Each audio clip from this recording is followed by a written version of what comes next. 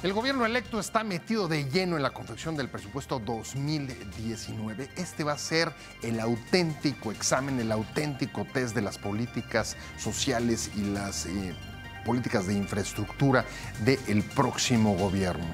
También va a ser un buen termómetro de la capacidad que tenga de enfrentar las inercias y de las resistencias de los gobernadores, en caso de que en efecto vaya a tocar, como ha dicho, el ramo 23, del cual los gobernadores, los mandatarios estatales se han vuelto adictos a esos recursos. Y ojo, también va a tener que enfrentar las resistencias de los intereses afectados dentro de la propia coalición de Morena. Soy José Buendía, muchas gracias por estar con nosotros en este programa en el que todas las ideas se pueden cuestionar siempre que se debatan. Acompáñame, vamos rápido a ver un reportaje de contexto para arrancar aquí en nuestro foro con nuestro debate de hoy.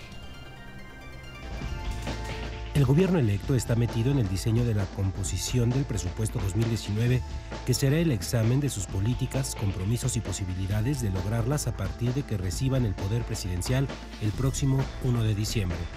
El mayor desafío que tienen enfrente es reasignar montos y partidas para financiar la propuesta de López Obrador en programas sociales y de obras de infraestructura sin incurrir en déficit, endeudamiento, nuevos impuestos o inflación. En Hacienda afirman que el margen presupuestario ronda los 50,000 millones de pesos. El presidente electo ha dicho desde su campaña que pueden ahorrar 500,000 millones de pesos del combate a la corrupción, programas de austeridad y las compras consolidadas. Un gran problema de los presupuestos es su fuerza inercial. El gobierno también ha dicho que buscan eliminar los montos discrecionales del ramo 23, pero los gobiernos estatales y municipales se han vuelto adictos a los apoyos que da Hacienda. Si Hacienda efectivamente corta esos apoyos, que han rondado los 35 o 40,000 millones de pesos en los últimos años, seguramente colocará en una situación de vulnerabilidad económica y política a muchos gobernadores.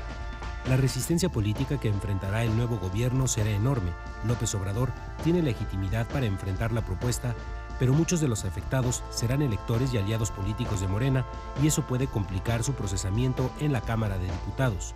Si López Obrador cede a esas presiones, perderá una batalla decisiva para cambiar las inercias, los intereses y el clientelismo que rodea al presupuesto. Las bancadas del PAN y el PRD en el Senado demandarán a la Cámara de Diputados incrementar el presupuesto de las universidades públicas en 2019. Sobre la reducción de presupuesto a universidades, el próximo secretario de Hacienda, Carlos Ursúa, dijo que fue un error en la manera de cómo se calcularon los sueldos y salarios para las universidades. Fue un error en la manera como se calculó sueldos y salarios para las universidades.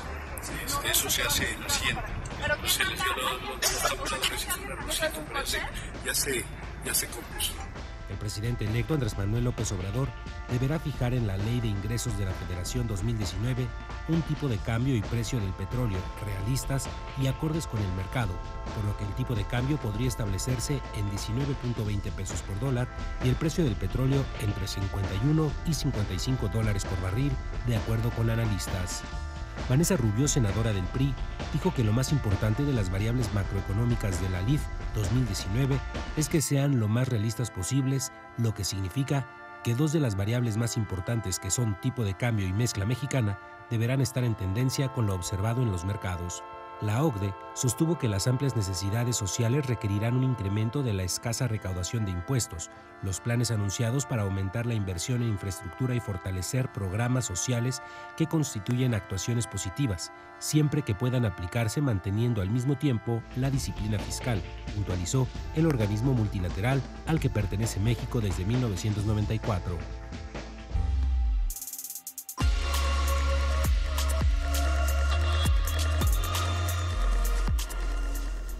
Arrancamos con opiniones encontradas. Muchas gracias por estar con nosotros. Los próximos días hay un tema que, además de la toma de posesión el próximo 1 de diciembre, va a dominar la conversación pública, y es que se trata evidentemente del presupuesto.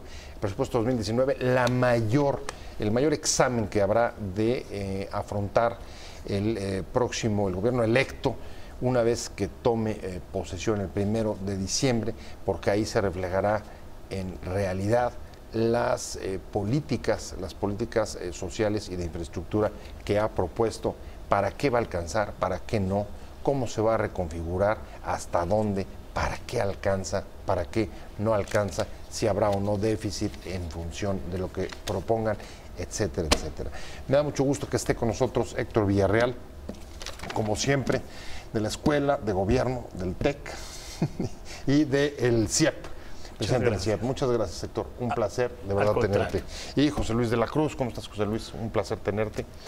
Presidente del IDIC. Gracias. Muchas gracias. Gracias a los dos.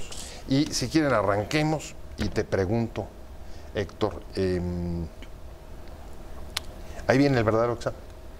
El verdadero examen de política del próximo gobierno con el presupuesto 2019.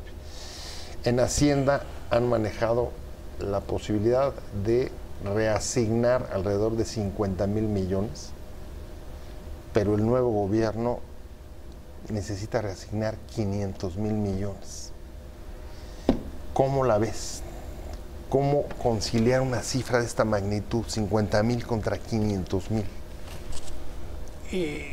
Bueno, el gobierno entrante sí estuvo hablando durante mucho tiempo de estos 500,000 millones de pesos, que probablemente no se puedan.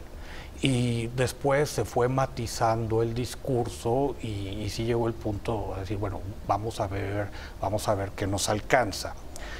También hay que entender que han ocurrido cosas en las últimas semanas que obligan a gastos que no necesariamente se esperaban. Yo creo que los más conspicuos, hay que ver cómo quedan todas las indemnizaciones del aeropuerto y ese tipo de contratos.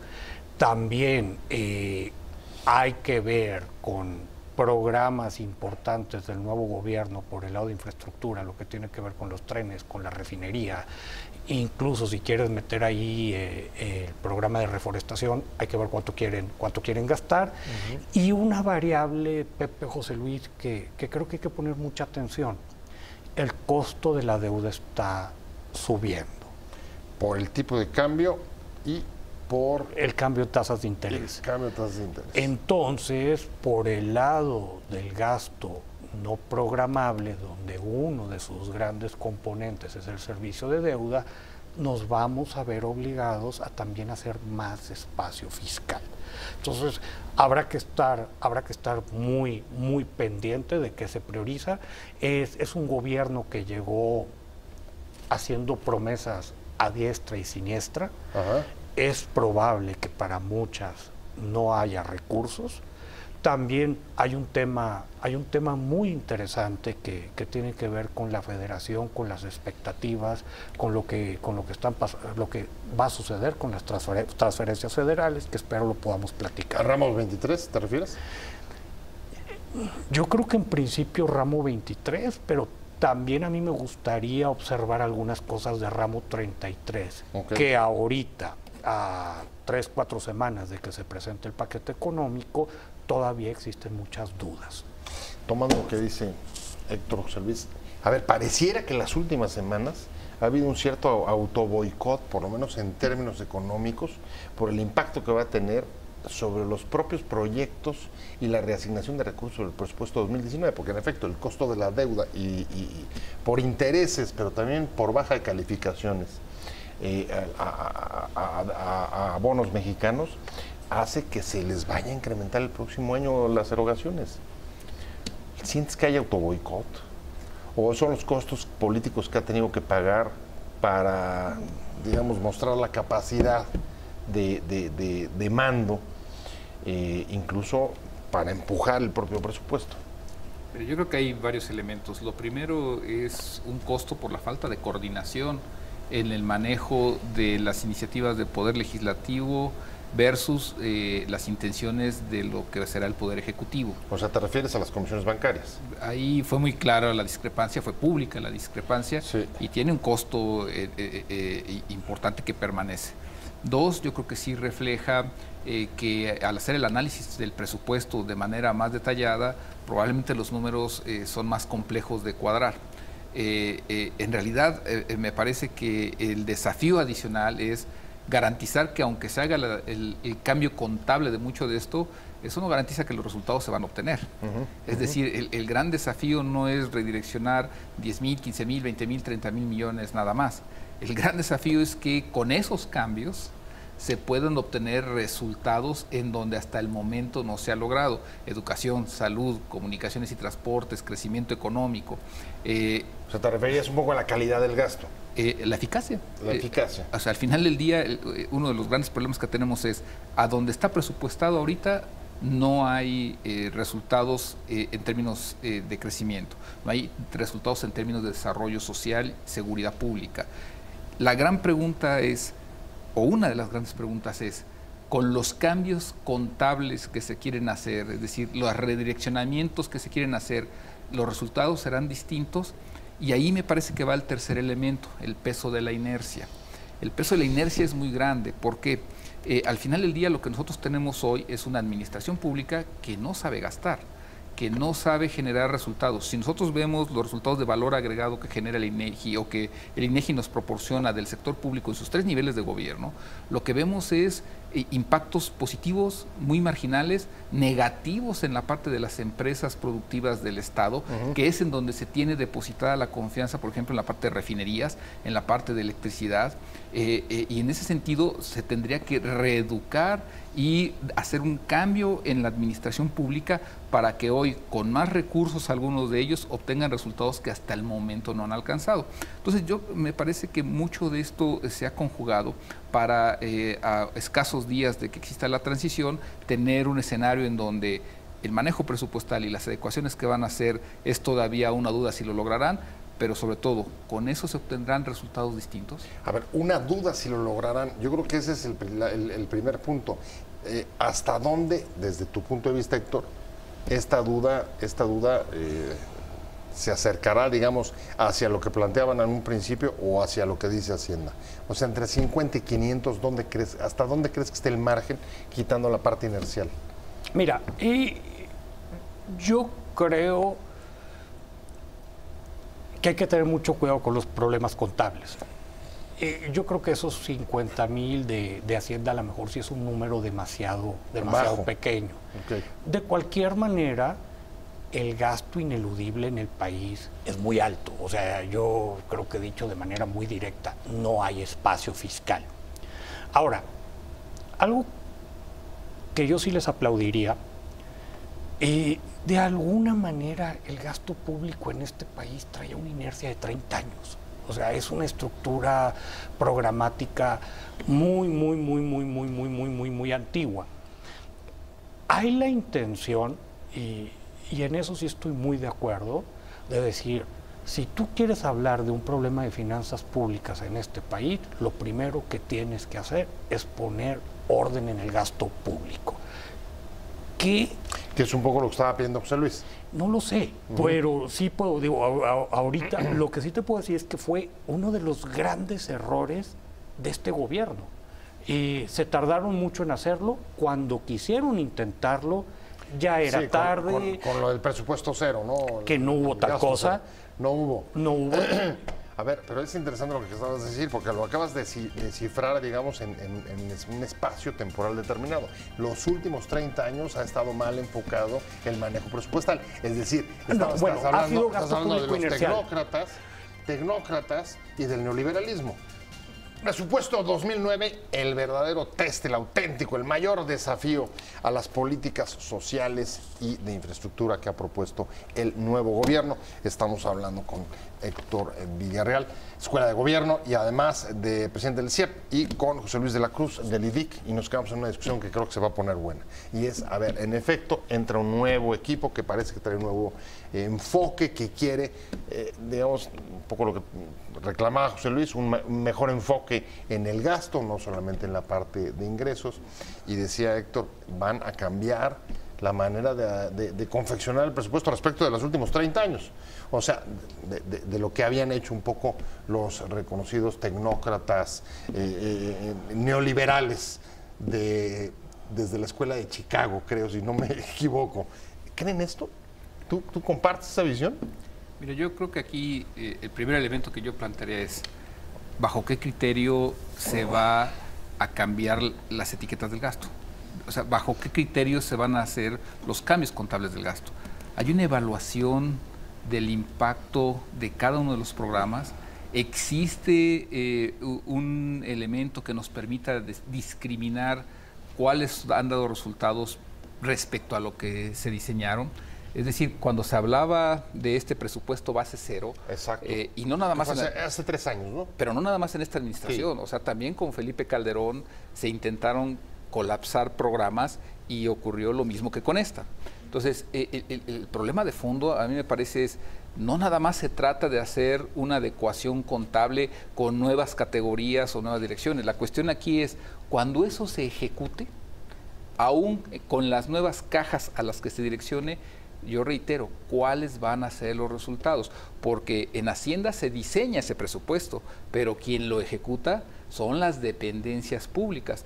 Entonces, plantear la administración financiera desde Hacienda, habría que preguntarnos qué tanta coordinación existe eso con energía, con economía, con la parte de trabajo, porque al final de cuentas yo puedo colapsar presupuestos, direccionarlos hacia un solo objetivo, pero el que los ejecute va a ser el encargado de que 1 año, 2 años, 3 años después eso dé resultados distintos. Y eso me parece que no se puede hacer en una transición. Eso implica un programa de evaluación que por su naturaleza es de mediano y largo plazo. A ver, entonces, está duro. ¿Hay o no hay criterios para la remodelación o la cirugía mayor de la reasignación del gasto? ¿Hay o se van a ofrecer criterios de evaluación para ver el impacto de los reacomodos? Y 3, ¿cómo se articula eso con todas las otras dependencias que en efecto al final van a ser las que den en la cara? Complicado, Héctor. Sí. Qué bruto. Pero lo que pasa es que yo creo que es mucho más que algo contable. A ver, las clasificaciones como tal, pues esas ni se van a alterar, están en la ley. Clasificación económica, clasificación funcional, clasificación. Ahora,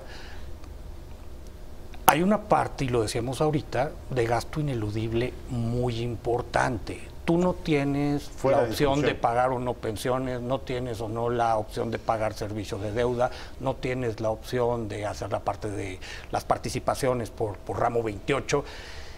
Pero además ahora peor, porque el gasto de deuda va a ocupar un peso mayor. Y el gasto en pensiones va a ocupar un peso mayor y todo, y hay que ver cómo queda recaudación, que es una de las variables que se van a poner ahí atención.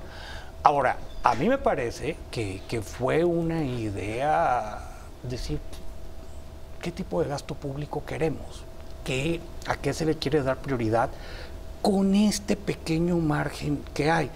Pero en mi opinión, y hay que ver si les sale o no, ellos han sido muy claros. Nosotros entendemos que necesitamos una reforma fiscal, pero esta reforma fiscal no puede ocurrir si no se cumplen 3 cosas antes.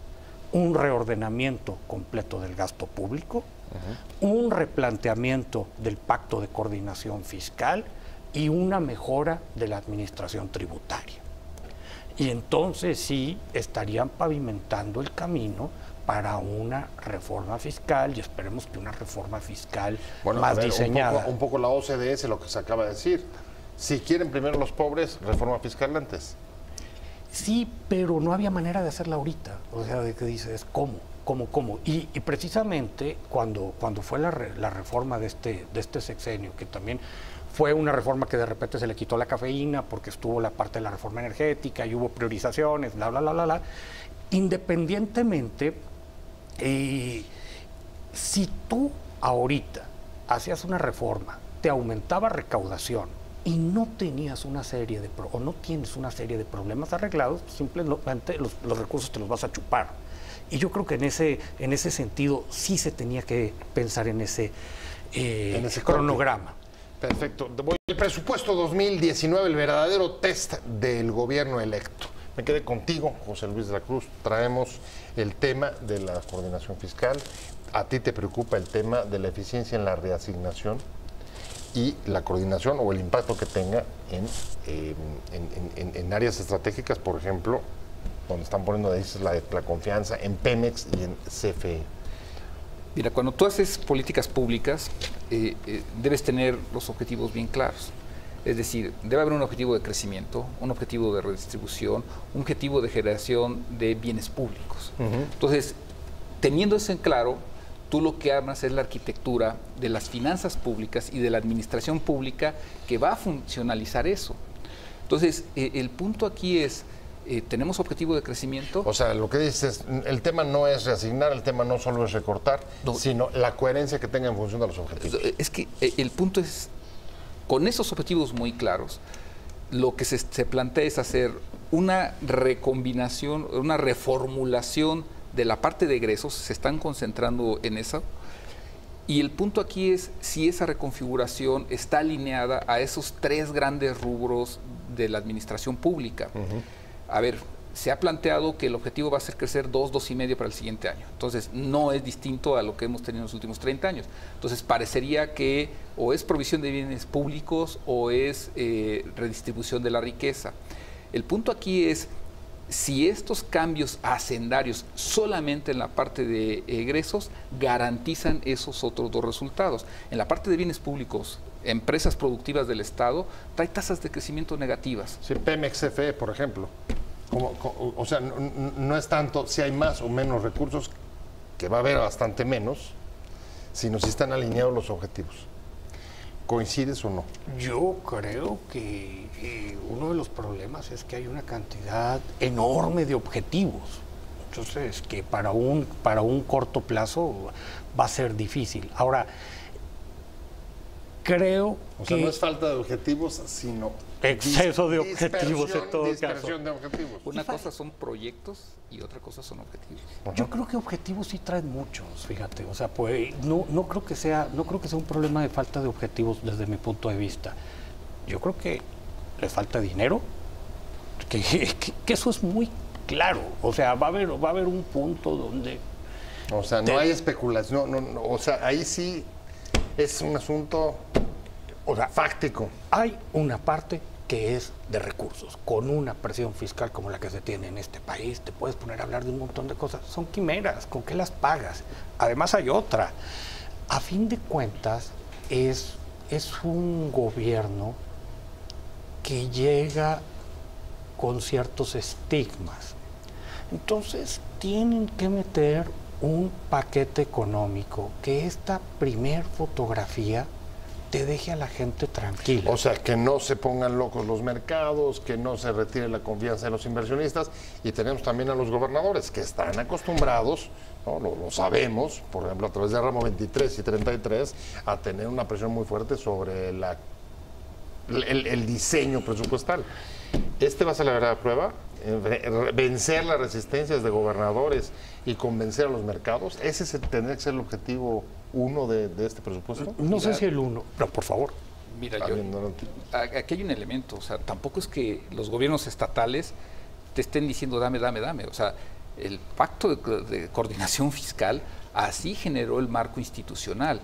Es decir, al final de cuentas lo que hicieron los estados fue ceder potestades de recaudación a la federación y sobre eso armar una arquitectura de redistribución de muchos de esos gastos. Entonces, el punto es que, y lo decía muy bien hace un rato Héctor, o sea, tenemos 30, 40 años de una arquitectura de finanzas públicas que te ha creado estos intereses, que te ha creado estas redes de poder y estas fuentes de presión política. Entonces, pretender cambiar esa arquitectura de un día para otro no es algo menor. A ver, pero los dos esperan que este sea el del choque.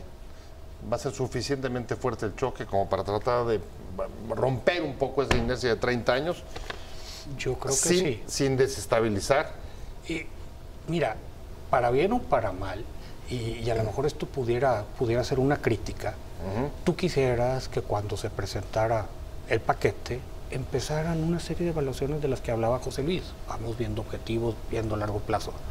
Al menos los mercados financieros, para bien o para mal, quizá para mal, son completamente cortoplacistas. O sea, van a ver simplemente, a ver, ¿sabes qué? Déficit. Dame números, esto, lo otro, y está tranquilo.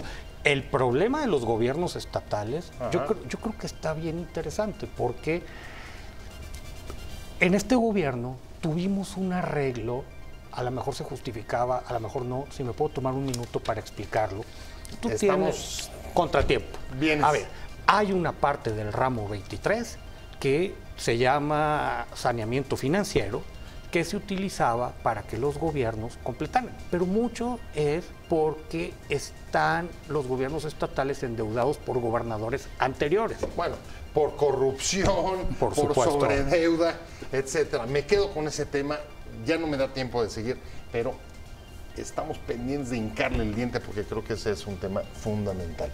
Muchas gracias, Héctor Villarreal. Muchísimas gracias por haber venido. Presidente del CIEP, muchas gracias. José Luis de la Cruz, presidente del IDIC, gracias a los dos por haber estado con nosotros. Gracias.